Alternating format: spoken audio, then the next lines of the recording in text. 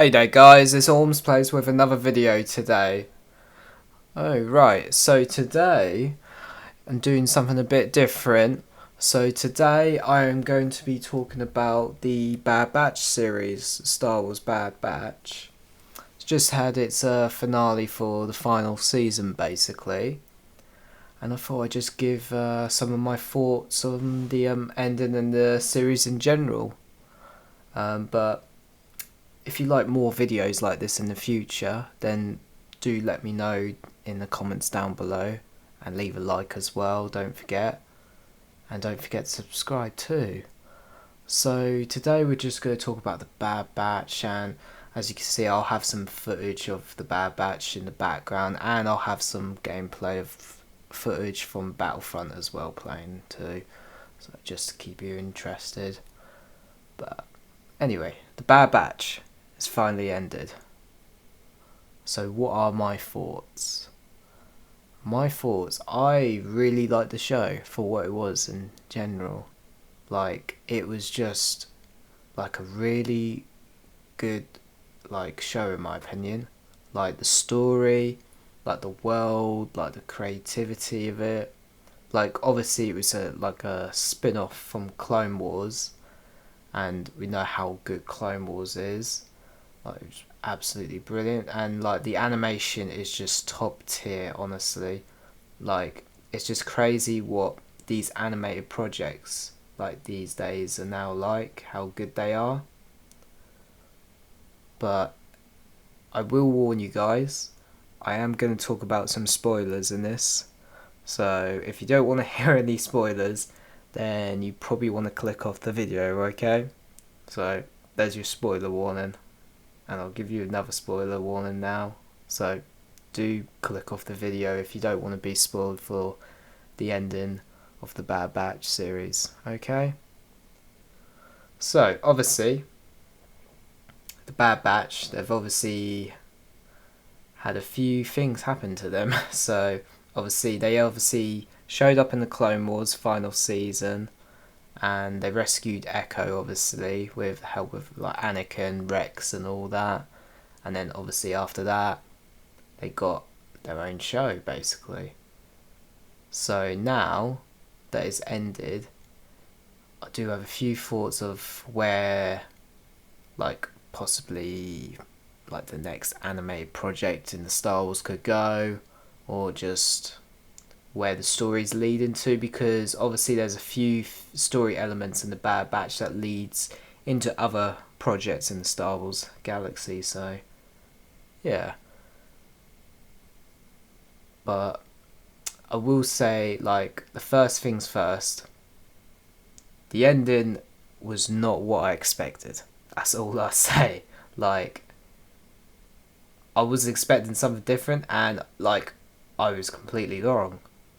Like, I'm actually happy that I'm completely wrong for once, because like there's some shows or films that you can kind of guess what's going to happen, but I'm actually quite happy with being wrong for once, because that just makes me more surprised. And like, I was just so happy with the ending. Like, the Bad Batch actually got a happy ending. So like, none of the members of the squad died in the third season. Obviously, in the second season we did lose Tech, obviously, but his presence is always still felt through the show, no matter what, because he was part of that squad, that family, and like characters like Omega, Hunter, Wrecker, and Echo just have their times to shine as well throughout the series. Like, Crosshair was probably one of my favourite story arcs in this show, I won't lie. Like, he only cared about himself. He obviously turned to the Empire where the others didn't, and obviously when the Empire betrayed him, he then went back to the squad. And obviously because of that, they tried to do experiments on him, the Empire. Like, it was just so crazy. And then seeing his story and Omega's story converging on each other was just so good. Obviously, they escaped Mount Tantus together. And then, obviously, Crosshair went back to Tantus with Hunter and Wrecker to go rescue Omega after she'd been captured again. And I just love the final moment with Omega where she hugged Crosshair first, and then we got the ending with Hunter as well, where, spoiler alert, we have a bit of a time jump with an older Hunter and Omega. So she's obviously going to join the rebellion because they need more pilots to fight against the Empire. So a little time jump, but I'm glad everyone got their moment. Even Wrecker got his moment where he was hurt really bad, like so bad, but he just kept pushing himself no matter what. They all did, all the squad members did after they were captured, because we were always wondering what Hemlock was doing at Mount Tantus for this Project Necromancer, which we have heard before, which was teased in the Mandalorian as well by the Shadow Council with Moff Gideon, and I believe it was General Hux's father or something like that. And if you know General Hux, he was obviously in the sequel trilogy, and obviously I think Project Necromancer is sort of connected to how Palpatine returns in the Rise of Skywalker, 30 plus years after Return of the Jedi.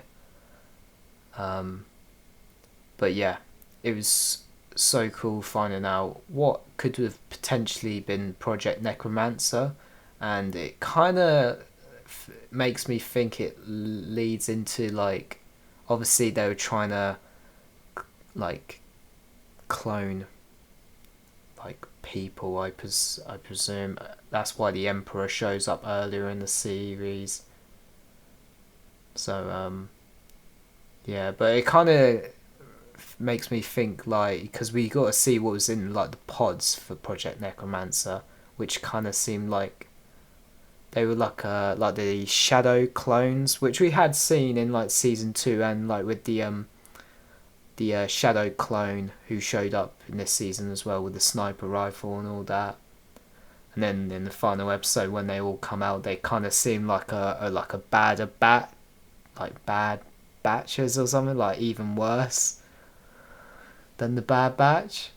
They were just it just reminded me of what if the whole Bad Batch did turn evil and obviously follow through Order 66. That's what it reminded me of. But yeah, that was quite cool, and it kind of reminds me maybe that was an early version of the Dark Trooper program that we see in Mandalorian, or the Death Troopers or Shadow Troopers or something, which was pretty cool. And then obviously towards the end, Grand Moff Tarkin shows up, which was pretty cool. And he shows up with his Imperial Star Destroyer, escorted by 2 Republic Venators, or, well, I guess they're old Republic Venators. So just foreshadowing how, the Clone Wars era has, basically ended now, because obviously Tarkin's now showed up with this Star Destroyers, so obviously they're replacing all their ships, all their troops now with stormtroopers and Imperial ships now. So all the Republic technology and that is all gone now. So it was pretty cool. Other stuff that was pretty cool to see throughout the series was obviously some of the cameos. So the first season, I believe we had in the very first episode, we got to see young Kanan, which was pretty cool, and how he survived all the 66 and his master died, which was cool. Got to see a young Hera and Chopper in the first season, I believe, as well, and her family, Cham Syndulla and that. Obviously Rex and a lot of the other clones like Cody in season 2, and then obviously we got to see Wolf this season as well, which was cool. And then obviously we got to see Scorch, a video game character that shows up in the Republic Commando video games, which is sick seeing him. But I won't lie, seeing him get gunned down by Hunter and Crosshair was I was really shocked that they killed him off. So I don't know if they're going to do anything else with the Republic Commandos in this animation in the future, or like, because if you've played the Republic Commando games, then you know that the ending of that, one of the squad members, you don't know if one of them dies or not. So that's all I'll say if you haven't played the game. But maybe I should do like a gameplay walkthrough on that game. If you guys want to see that, let me know down in the comments. If you want to see me play Republic Commando, maybe I'll give it a go. But yeah, let's see if you guys are interested in that or not. But yeah, seeing Scorch was pretty sick. Video game character, I believe, like, to my knowledge, I think that might be the first video game character to show up in a show or a film, I reckon. Obviously, Scorch, I do remember Scorch, he did show up with the rest of Delta Squad in the Clone Wars, but it was just sick seeing him again. So yeah. Yeah, so he obviously died, and then Hemlock, the main villain, died as well. And obviously Nala Se destroyed all her research and that, and then killed Rampart, Admiral Rampart, with the grenade, which was I mean, he kind of deserved it. He destroyed Kamino, so even though he was a bit of an idiot, but it is what it is. But he kind of deserved it, so who cares? So yeah, like, I think there was obviously, like, one of the bigger cameos this season was obviously Asajj Ventress, the return of Asajj Ventress, because obviously we ain't seen her for a long time in animation or anything really. I know there's the I believe there's like a tie-in book or something that was a cancelled arc or unused arc in the Clone Wars that never got made, that tells you what happens. I think it's called Dark Disciple. But yeah, that's pretty cool, to be fair. But yeah, it was so sick seeing her again, so maybe we'll see her again in the future. I mean, she kind of hinted that we would, but probably in another project, I reckon. But yeah, like, to be honest, I don't think there was really any like negative stuff I could think of really, like, this season, like for the final season. Like, I think the only thing I would say was probably, like, obviously with the first and the second season there was obviously some like filler episodes, but which, like, filler episodes can be like kind of hit and miss. They're only really used just to develop like character development really. But like the final season, like, it was just all about like the main plot, I would say. Like, it was just so good. Like, but obviously now that the show's over, we know Project Necromancer's been put on hold, as Tarkin has taken most of the funding now and putting it into Project Stardust. So if you know what that is, if you don't, it's the Death Star, because it's all leading up to Rogue One and like A New Hope, basically. But yeah, obviously it does feel like it's an end of an era now for the Clone Wars. Like, truly an end of an era, I would say. Like, who knows if we're going to get like a show after this, like based on like a clone rebellion, because it seemed like the Bad Batch was setting that up with like Rex and Echo story, so that we could get something potentially with that, or we could just get like a completely different show, like maybe set in the original trilogy, maybe in the animation side, but who knows. I know obviously because May 4th is round the corner, so we're getting Tales of the Empire, which is the next animated project, which does look quite sick, to be fair. I am looking forward to that. But yeah, if you want me to do a video on that, I might do a video on that on May 4th or just after. But let me know if you guys are interested or not. Alright. But yeah, the ending of this was just so good. Who knows what's going to be next. I just loved the ending with like the Bad Batch. Obviously